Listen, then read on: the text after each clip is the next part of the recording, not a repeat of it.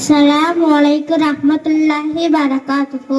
குர்ஆனில் அள்ளப்பட்ட மாதம் எது? ரமலான். நபி ஸல்லல்லாஹு அலைஹி வஸல்லம் பிறந்த ஆண்டு எது? யானை ஆண்டு.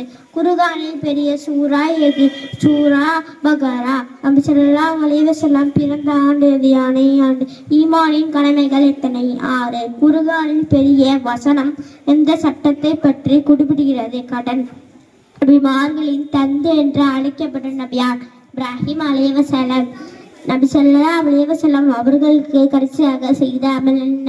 மீசாக் செய்தல். குர்ஆனில் இதயம் எது? யாசின் சூரா. கியாமத் நாள் எந்த நாளில் வரும்? வெள்ளிக்கிழமை. தீன் என்றால் என்ன? அல்லாஹ்வின் மார்க்கம். குர்ஆன் ஓதினால் ஒரு எழுத்துக்கு எத்தனை நன்மைகள் உண்டு? குர்ஆன் ஓதினால் ஒரு எழுத்துக்கு 10 நன்மை உண்டு. அதுவே ரமலான் மாதத்தில் ஓதினால் 70 நன்மைகள். சூரா என்றால் என்ன?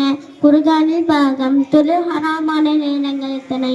தொழில் ஹராமான நேரங்கள் 3. 1. சூரியன் உதயம் போது. 2. சூரியன் மறையும் போது. 3. சூரியன் உச்சில் இருக்கும் போது.